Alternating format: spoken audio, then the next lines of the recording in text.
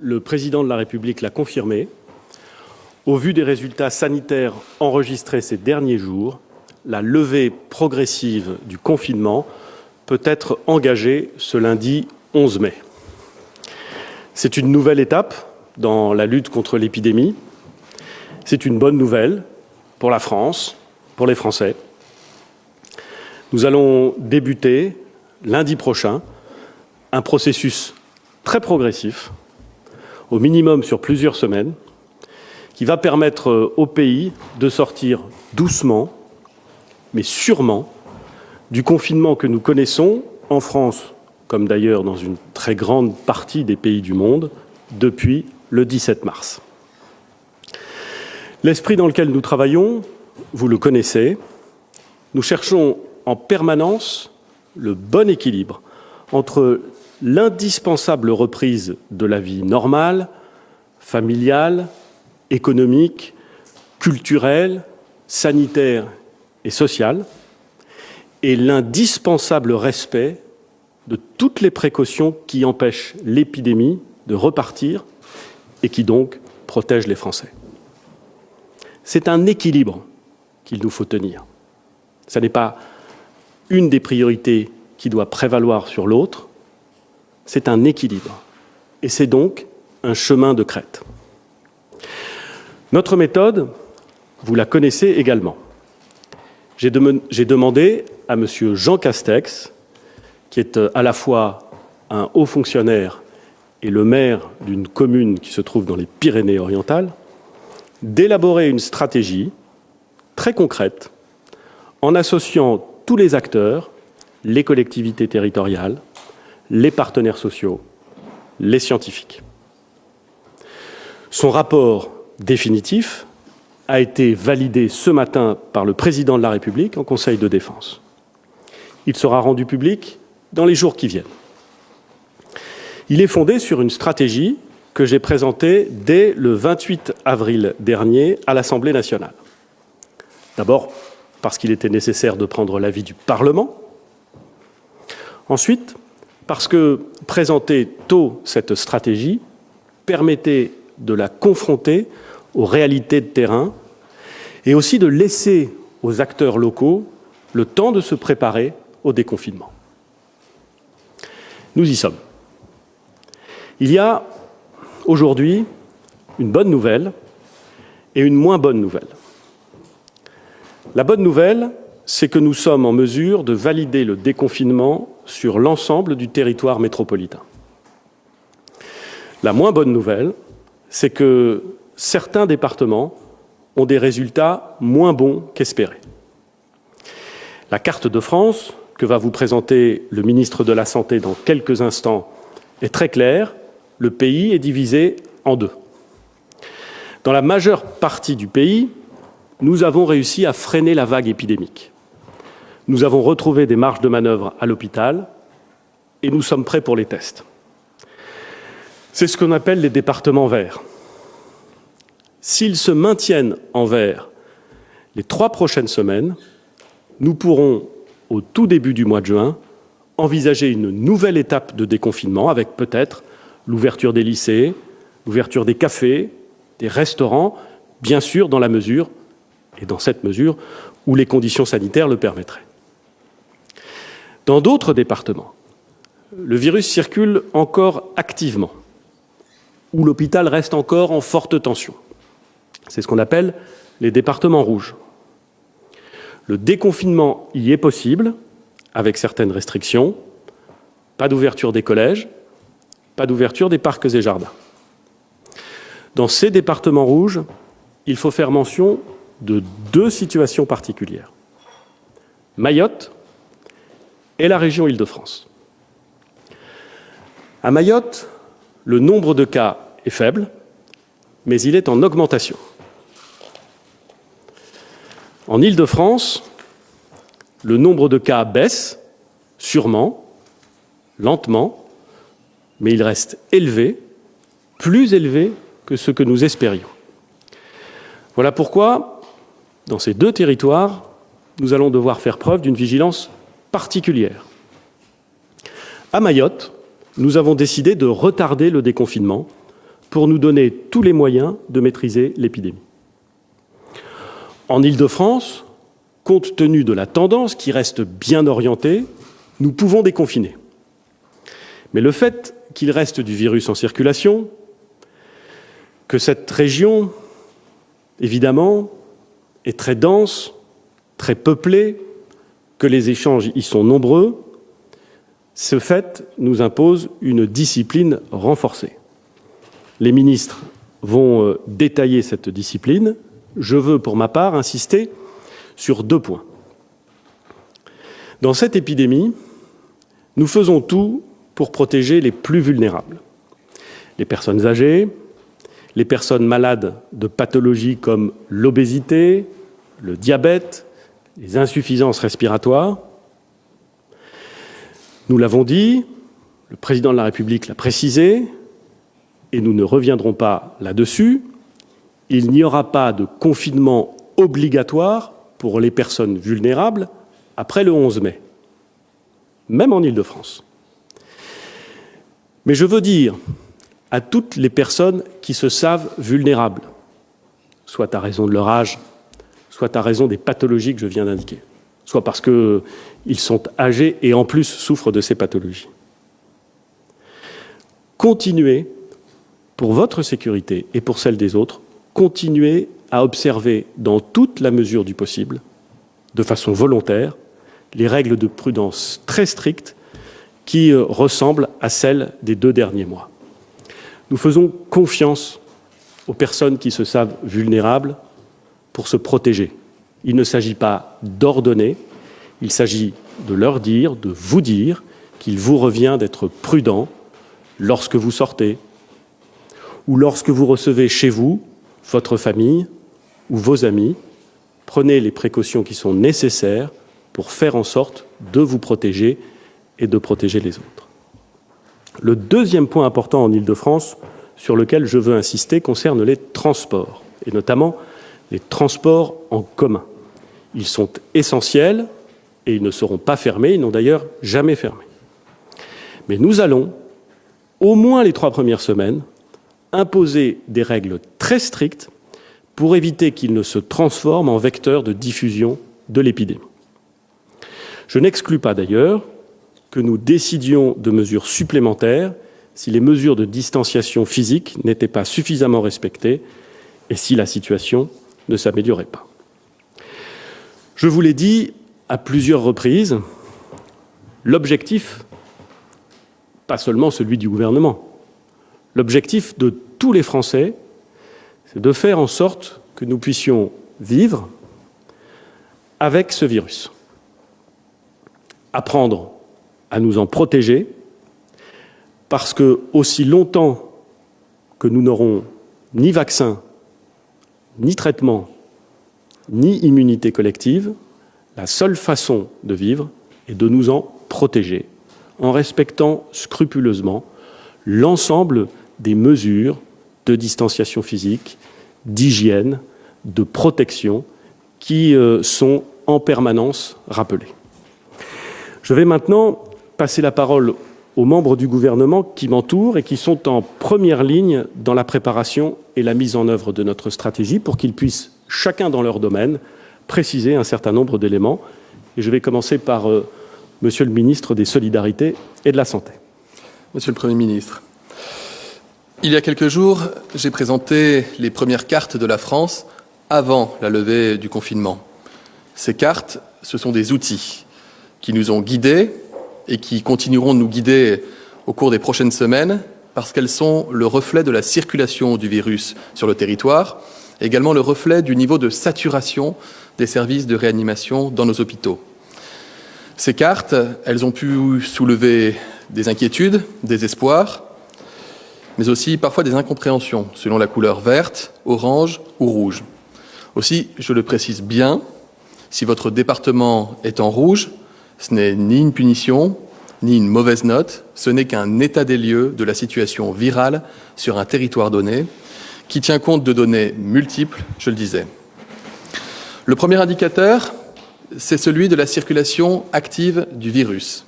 Les chiffres dont nous disposons sont issus d'un recueil de données robuste, fiable quotidiens. Ils proviennent de presque 700 services d'urgence et permettent de comptabiliser environ 90% des passages aux urgences. Ils sont publiés quotidiennement et font une moyenne des informations recueillies sur les 7 jours précédents. Nous constatons, et vous constatez, depuis les premières cartes, que la pression épidémique a baissé. Mais cette baisse cache en réalité des disparités, des différences, parfois importantes selon les territoires. Si l'on affine et que l'on regarde territoire par territoire, la situation est la suivante, je la rappelle, en vert, les départements dans lesquels moins de 6% des patients adressés aux urgences viennent pour une suspicion de maladie au coronavirus. En orange, lorsque ce sont 6 à 10% des patients, et en rouge, c'est lorsque plus de 10% des patients qui vont aux urgences d'un hôpital y vont pour une suspicion de maladie à coronavirus. Comme vous pouvez le constater, si la circulation du virus semble faible sur une très large partie du territoire, elle demeure encore active dans certains départements des Hauts-de-France, du Grand Est, de Bourgogne-Franche-Comté, dans la Sarthe et le Loir-et-Cher, et elle atteint un niveau bien plus élevé en Île-de-France, et une circulation active est également enregistrée à Mayotte. J'en viens maintenant à la seconde carte, celle que vous connaissez aussi, qui est relative aux capacités sanitaires. Entre janvier et mars, nous avons augmenté notre capacité de réanimation pour atteindre le chiffre sans précédent dans notre histoire sanitaire de 10 500 lits. Notre objectif, désormais, est de revenir à notre capacité habituelle, c'est-à-dire 5 000 lits de réanimation, pour pouvoir prendre à nouveau en charge des malades qui ont besoin, dans la pratique quotidienne de la médecine et de la chirurgie, de ces lits de réanimation, et puis pour permettre aux professionnels de santé de retrouver un fonctionnement normal, et puis, et c'est bien la moindre des choses, un peu de répit. Il faut bien comprendre que les tensions sur les capacités en réanimation, du fait de l'épidémie, restent encore fortes dans certains territoires.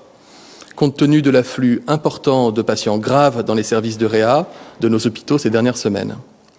C'est le cas dans les régions qui ont été le plus touchées, l'Île-de-France, le Grand Est, la Bourgogne-Franche-Comté et, à minima, dans les Hauts-de-France, le Centre-Val de Loire, l'Auvergne-Rhône-Alpes et Mayotte.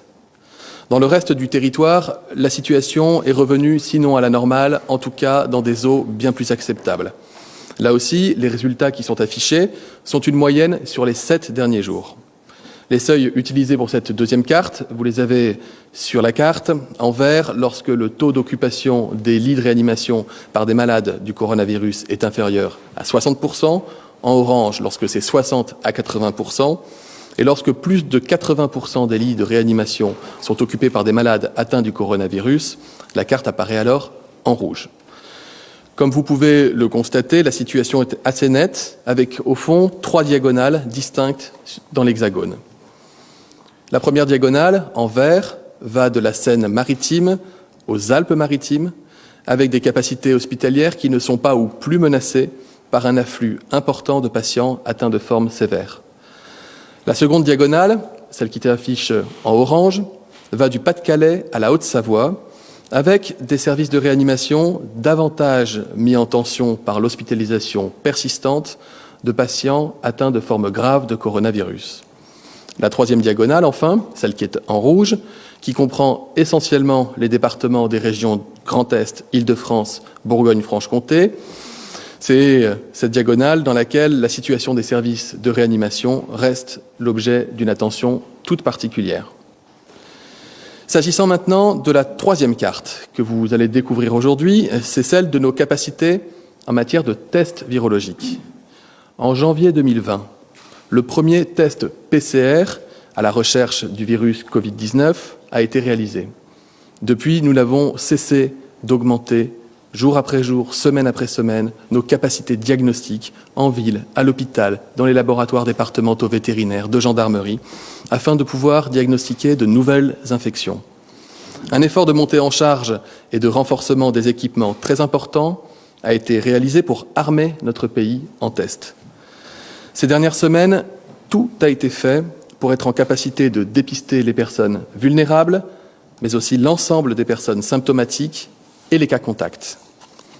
La France est prête pour tester massivement. La capacité de dépistage est dès aujourd'hui au niveau des besoins estimés. Vous voyez, la carte est pour le moins limpide. Pourtant, parfois, de la théorie à la pratique, il peut y avoir des écarts.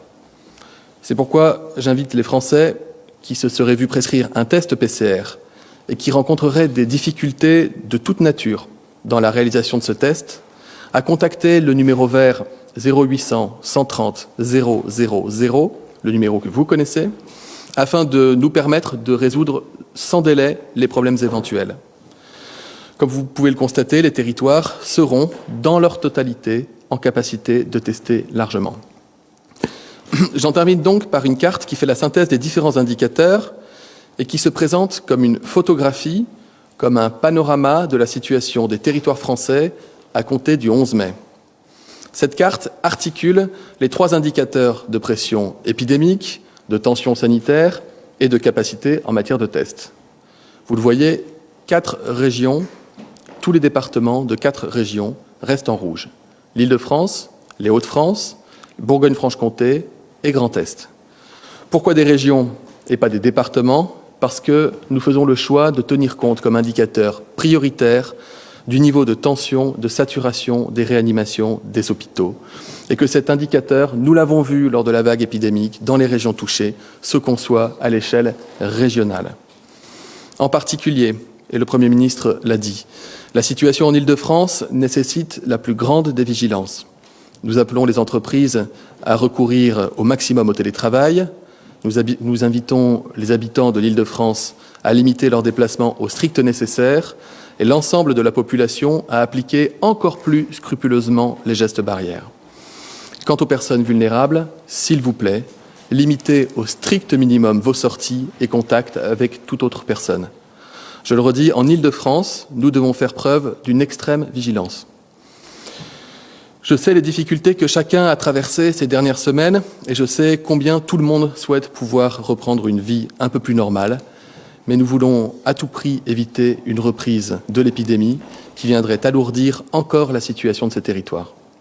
Ce sont donc des mesures de précaution essentielles en cette période que nous devons respecter tous ensemble, collectivement.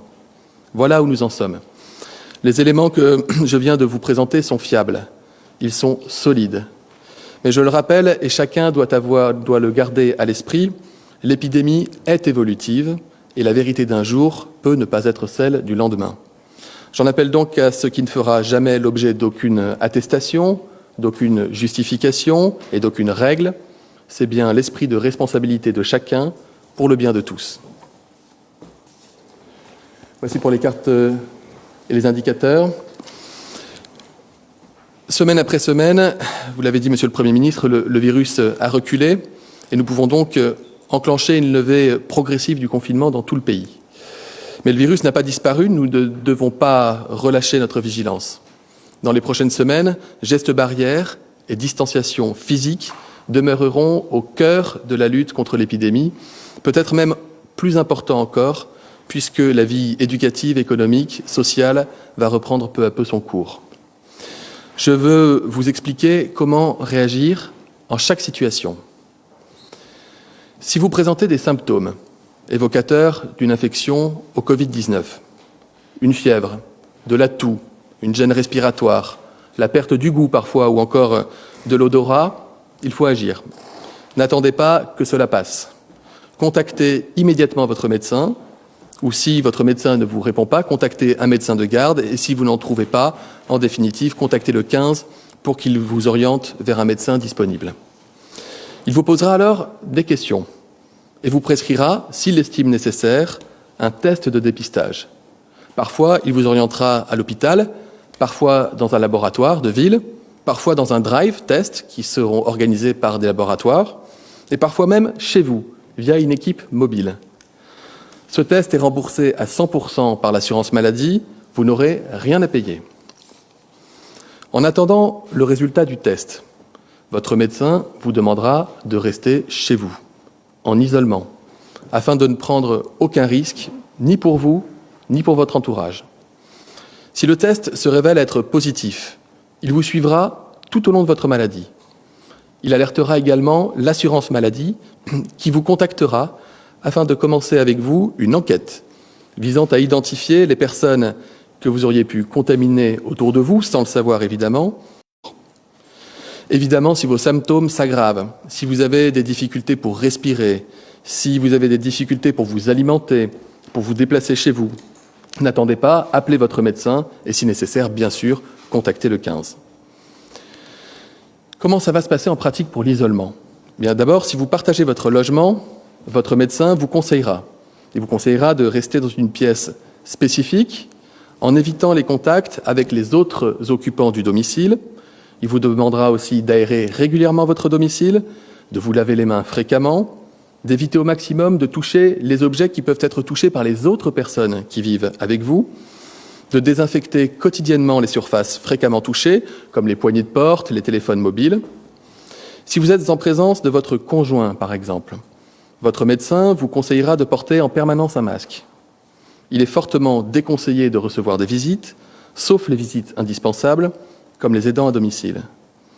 Vous pourrez aller chercher des masques en pharmacie, sans prescription préalable, et ils seront pris en charge à 100% par l'assurance maladie. Si votre test est négatif, votre médecin réévaluera avec vous la situation en fonction de vos symptômes. Je vais maintenant vous dire comment cela se passe si vous êtes cas contact d'une personne malade. Le plus souvent, ce n'est pas vous qui appellerez, mais vous serez directement contacté par l'assurance maladie ou par quelqu'un qui travaille à l'agence régionale de santé et qui aura été informé que vous avez potentiellement été en contact avec une personne malade. Si le risque est avéré, mettons par exemple si vous avez partagé un déjeuner avec une personne malade sans respecter les règles de distanciation, vous serez invité à rester chez vous en isolement. Comme pour une personne malade, vous devrez alors éviter les contacts avec votre entourage. On vous conseillera de prendre votre température au moins 2 fois par jour. Si vous pouvez télétravailler, très bien. Par contre, si vous ne le pouvez pas, un arrêt de travail vous sera adressé. 7 jours après le dernier contact avec la personne malade, vous serez à votre tour testé par PCR dans les mêmes conditions qu'une personne malade. 7 jours, pourquoi ? Parce que c'est le bon moment pour débusquer le virus quand on a été cas contact. Avant, ça peut être trop tôt pour tomber sur le virus. Et ce, même en l'absence de symptômes. Si votre test revient négatif, votre médecin pourra, sous condition, vous proposer, dans certains cas, d'alléger votre isolement, mais celui-ci devra durer en moyenne encore 7 jours supplémentaires, parce qu'un test négatif n'exclut pas totalement la maladie. Que vous soyez malade ou que vous soyez cas contact, si vous êtes en isolement, n'hésitez jamais à signaler les difficultés que vous pourriez rencontrer dans votre quotidien auprès de votre médecin ou de l'assurance maladie quand elle vous appelle. Des cellules territoriales d'appui sont constituées partout, en lien avec les préfets, pour vous venir en aide. Enfin, si en général l'isolement est possible à domicile, votre médecin pourra vous proposer, selon votre situation, d'effectuer cet isolement hors de votre domicile, comme par exemple dans un hôtel, et là encore, les besoins seront pourvus par des équipes des cellules d'appui territoriales. Lundi, les conditions seront donc réunies qui permettront à tous les soignants du pays, en ville comme à l'hôpital, de reprendre une activité progressivement normale. Pourquoi ?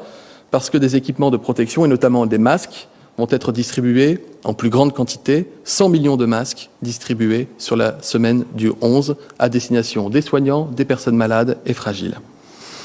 Le confinement a amené des personnes, nous l'avons déjà dit ici même, à repousser des dépistages, des vaccinations et parfois un traitement pour une maladie chronique. Il ne faut pas créer une crise sur la crise. Il est vital que chacun aille se faire soigner quand il a besoin de soins. J'appelle chacun de nos concitoyens à reprendre le chemin des cabinets médicaux, des hôpitaux publics ou privés, pour recevoir les soins dont il a besoin. Dans cette période, je souhaite que les soins réalisables à distance se maintiennent, afin de limiter vos déplacements. Durant la crise, une autre façon de se faire soigner s'est développée massivement. Vous le savez, la télémédecine est entrée dans le quotidien des Français. Chaque semaine, plus d'1 million d'actes de télémédecine sont désormais réalisés dans notre pays. Je rappelle ici que pour les personnes vulnérables du fait de leur état de santé, nous conseillons toujours de favoriser le télétravail et que la mise en activité partielle s'applique depuis le 1er mai pour vous. Nous avons fait le choix de lever le confinement strict pour tous les Français à compter du 11 mai. Mais je renouvelle ici mes conseils en direction des plus fragiles d'entre nous, parce que malades, parce que âgés, parce que porteurs de certains handicaps, vulnérables en somme. Soyez vigilants, ne prenez pas de risques avec votre santé, limitez au strict minimum les contacts physiques avec votre entourage, n'hésitez pas à porter un masque pour toutes vos sorties. Bien que vos petits-enfants ou que vos enfants, demain, aient envie naturellement de revenir vous voir, et bien qu'ils le puissent, il vous appartient de limiter ces visites et de garder la distanciation physique indispensable, ainsi que les gestes barrières, dont le port du masque grand public lorsqu'ils sont en votre présence. N'hésitez pas à contacter votre médecin traitant.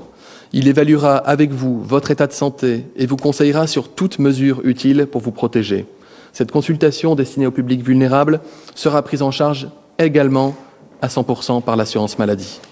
Et je vous rappelle que si vous ressentez le besoin de parler, parce que l'isolement peut être lourd, le numéro vert national, je le redis, 0800 130 000, peut aussi vous mettre en relation avec le service La Croix-Rouge chez vous. Enfin, toujours s'agissant de nos aînés, vivant en EHPAD cette fois, nous ne pouvons pas prévoir un assouplissement supplémentaire dès le 11 mai. Nous devons continuer à tout faire pour protéger les personnes âgées vulnérables. Les visites des proches pourront se poursuivre, si la situation de l'établissement le permet, dans les mêmes conditions qu'aujourd'hui. Pour faire face à cette situation difficile, le gouvernement accompagne tous les EHPAD et débloque 475 millions d'euros de crédits supplémentaires. Et comme pour les soignants, nous annonçons que tous les personnels de tous les EHPAD de France, et quel que soit leur statut, percevront une prime pour valoriser leur engagement sans faille pendant cette crise. Cette prime sera de 1 500 € dans les 33 départements où l'épidémie aura été la plus forte et de 1 000 € ailleurs. Cette prime sera versée dans les prochaines semaines, elle sera défiscalisée. Il en sera de même dans les établissements accueillant des personnes en situation de handicap lorsque l'assurance maladie contribue à leur financement en lien avec la secrétaire d'État chargée du handicap, Sophie Cluzel. Dans le reste du secteur médico-social et dans le secteur social, en lien cette fois avec le ministre du Logement, Julien Denormandie, une prime sera annoncée également et détaillée très prochainement. Merci, Monsieur le ministre de la Santé. Je vais passer la parole désormais à Monsieur le ministre de l'Éducation nationale, car une des questions qui se posent dans le cadre de ce déconfinement, c'est évidemment les conditions dans lesquelles l'école va reprendre. Monsieur le ministre. Merci, Monsieur le Premier ministre. Comme chacun sait, il a été décidé le déconfinement scolaire à partir du 11 mai. Cela concerne d'abord les écoles primaires et puis, à partir du 18 mai, les collèges pour les départements verts. Cette décision, vous le savez, obéit à un impératif pédagogique et à un impératif social. Nous considérons que les enfants ne doivent pas rester sans contact physiquement avec l'école entre le mois de mars et le mois de septembre, et c'est particulièrement vrai pour les plus jeunes. Notre préoccupation, elle est d'abord sociale. Nous devons lutter contre le décrochage scolaire. Nous devons tout simplement faire en sorte que chaque enfant de France puisse bénéficier de l'école. Or, tous les enfants ne bénéficient pas de la même façon de l'enseignement à distance tel qu'il a été mis sur pied.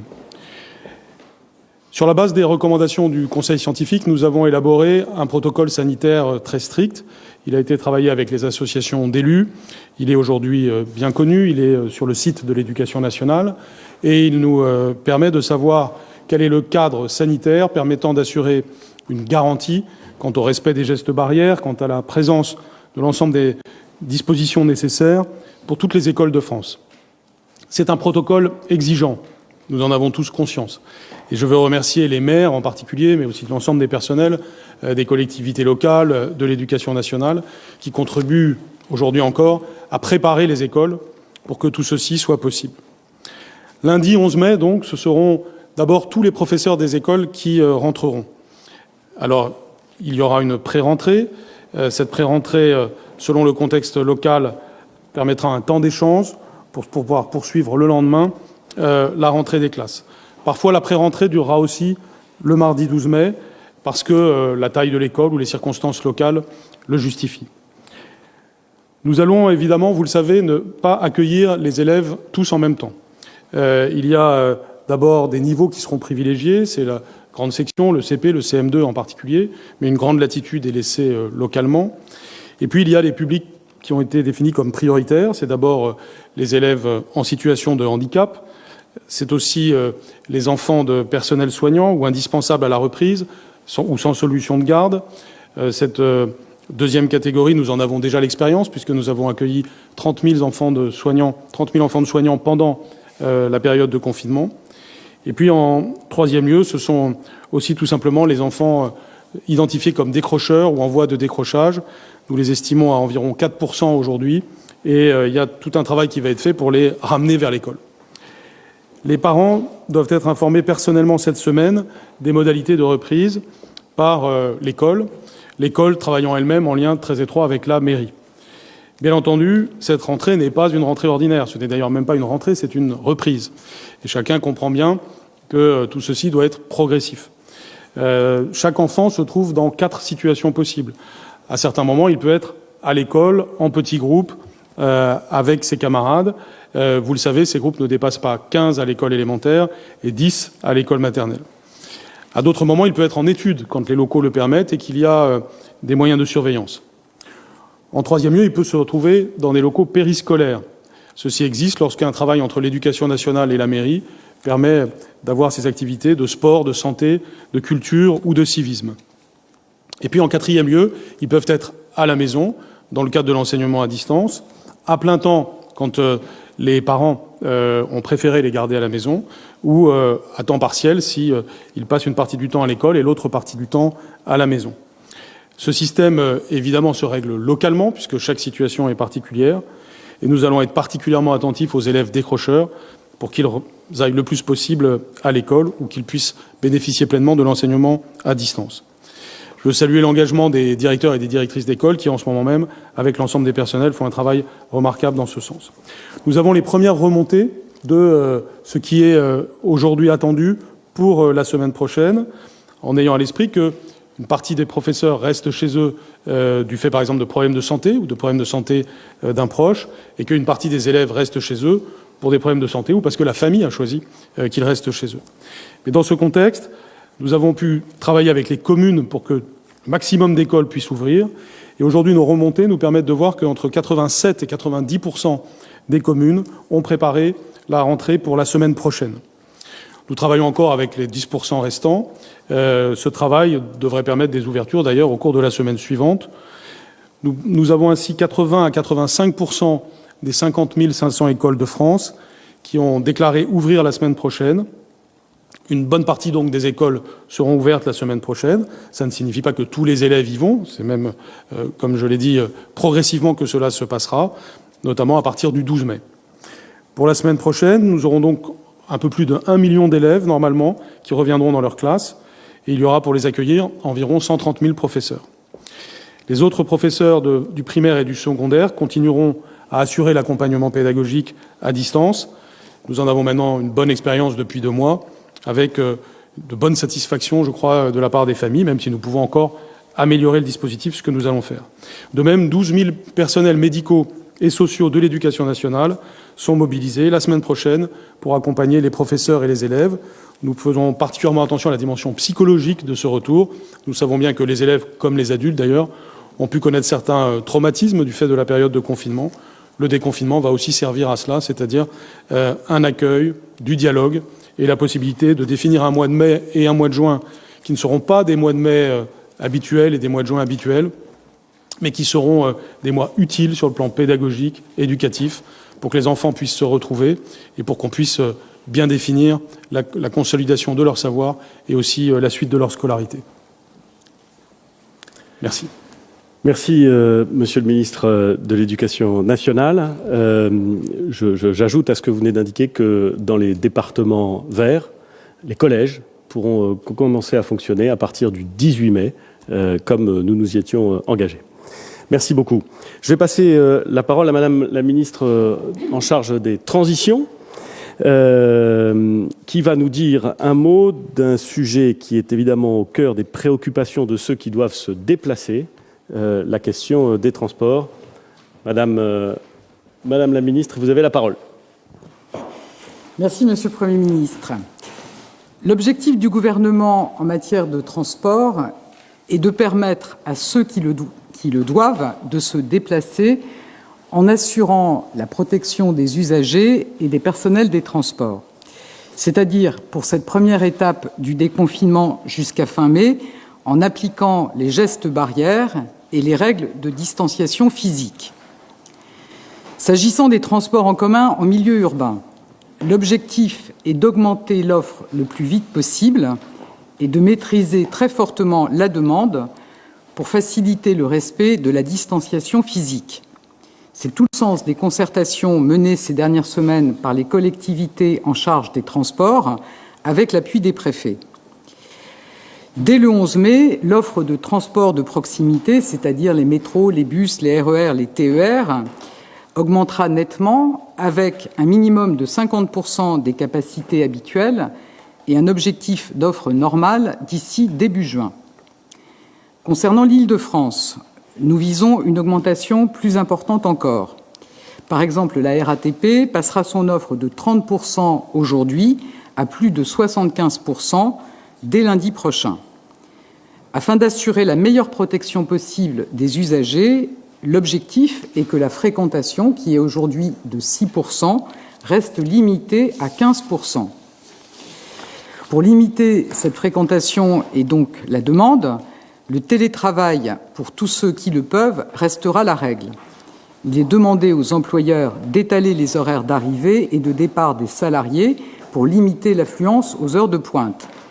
Je voudrais saluer à cet égard l'adoption en Île-de-France d'une charte visant à faire appliquer ces règles, et le gouvernement encourage toutes les démarches allant dans ce sens. Par ailleurs, le Premier ministre avait indiqué que si les collectivités en charge des transports le demandaient, nous étions prêts à réserver les transports en commun à certaines heures, à certaines populations. Cette demande a été formulée par la présidente d'Île-de-France Mobilités, Valérie Pécresse. L'accès aux transports en commun en Île-de-France sera donc réservé aux heures de pointe, aux personnes détenant une attestation de leur employeur ou ayant un motif impérieux pour se déplacer, que ce soit un motif de santé, convocation de justice ou pour accompagner des enfants. Bien sûr, une tolérance sera prévue pour les premiers jours. Enfin, les collectivités en charge des transports et les opérateurs devront prendre les dispositions permettant de limiter la fréquentation dans les gares, les stations et à bord des véhicules, par exemple en régulant les entrées, voire le cas échéant, en fermant certaines gares ou certaines stations en cas de surfréquentation. Les forces de l'ordre leur apporteront leur concours selon des modalités que le ministre de l'Intérieur vous présentera dans un instant. Nous voulons également limiter au maximum le trafic automobile et les risques de bouchons qui pourraient générer des pics de pollution et des blocages des axes routiers. Le covoiturage et les mobilités alternatives à la voiture sont donc encouragées. C'est notamment le sens du plan vélo que nous avons présenté pour favoriser sa pratique pendant le déconfinement. Les déplacements interrégionaux continueront pour leur part d'être très fortement limités pendant cette première période de déconfinement. À la différence des transports en commun en milieu urbain, l'offre sera volontairement réduite. Pour les TGV et Intercités, nous passerons de 7% de l'offre aujourd'hui à 20 à 30% de l'offre le 11 mai pour atteindre au maximum 40% de l'offre habituelle fin mai.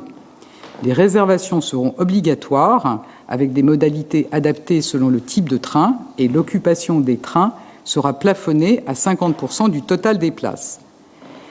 Pour favoriser l'application des gestes barrières dans les transports et la protection de tous, le port d'un masque grand public sera obligatoire pour les usagers de 11 ans et plus et les personnels en contact avec le public, y compris dans les gares.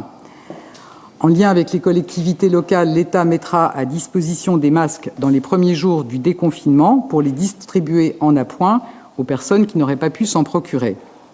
L'absence de port de masque pourra faire l'objet d'une verbalisation, donc une amende de 135 €. Monsieur le ministre de l'Intérieur y reviendra, tout comme l'accès à un TGV sans réservation ou l'utilisation des transports en commun en Île-de-France aux heures de pointe en dehors des motifs prévus.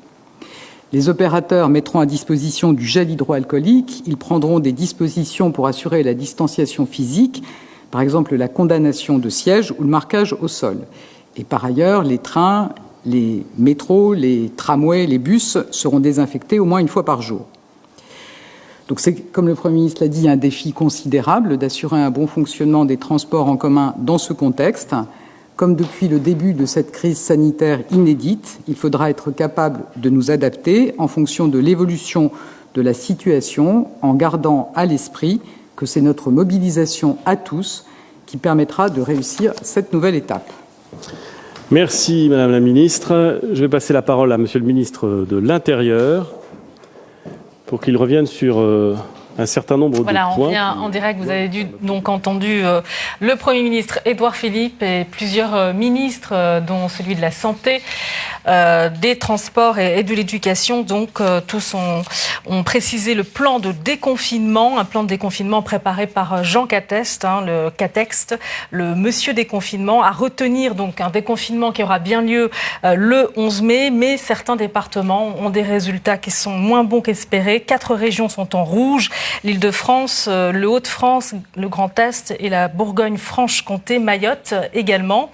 Dans plusieurs régions, dans toutes les autres régions, il sera possible donc de déconfiner. En revanche, en Île-de-France, ce sera beaucoup plus difficile. En tout cas, ça ne va pas se faire aussi facilement. Et puis à Mayotte, le déconfinement, il est repoussé. À noter que, par ailleurs, sur le plan sanitaire, Olivier Véran a donné quelques précisions. La circulation du virus est faible dans certaines parties du territoire. En revanche, il reste élevé en Île-de-France et à Mayotte. Par ailleurs, toujours cet objectif pour revenir à 5000 lits en réanimation au total Covid-19 et autres pathologies confondues. Et puis, en ce qui concerne la capacité de test, c'est une précision aussi importante donnée par Olivier Véran. Eh bien, on a un taux de couverture qui serait satisfaisant sur l'ensemble du territoire. On va revenir en détail sur l'ensemble des mesures de ce plan de déconfinement en ce qui concerne l'éducation, mais également les transports en détail dans le courant de notre prochaine édition. On va se retrouver donc à 17h. Restez avec nous sur RT France.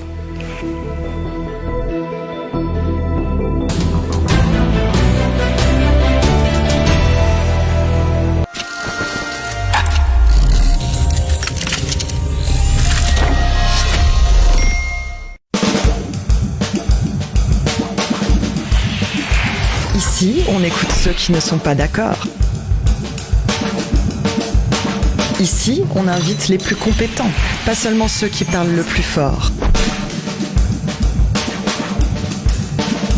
Ici, on reçoit ceux qu'on ne voit pas ailleurs. Parce qu'ici, c'est interdit d'interdire.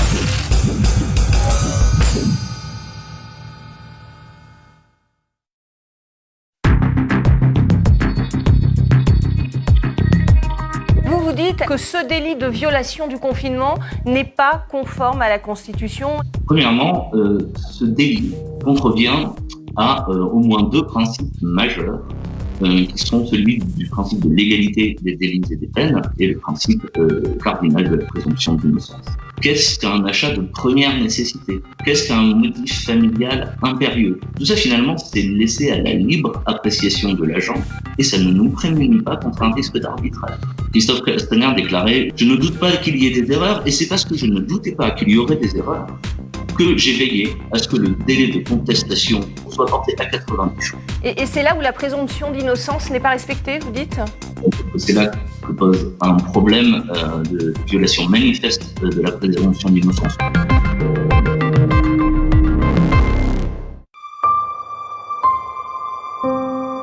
C'est un rêve. J'ai toujours voulu voir ça. J'inspire l'air à plein poumon. Je repousse la terre et je commence à monter au-dessus de l'atmosphère. Je flotte, je flotte. J'aimerais pouvoir prendre ma respiration, repousser et voler à nouveau.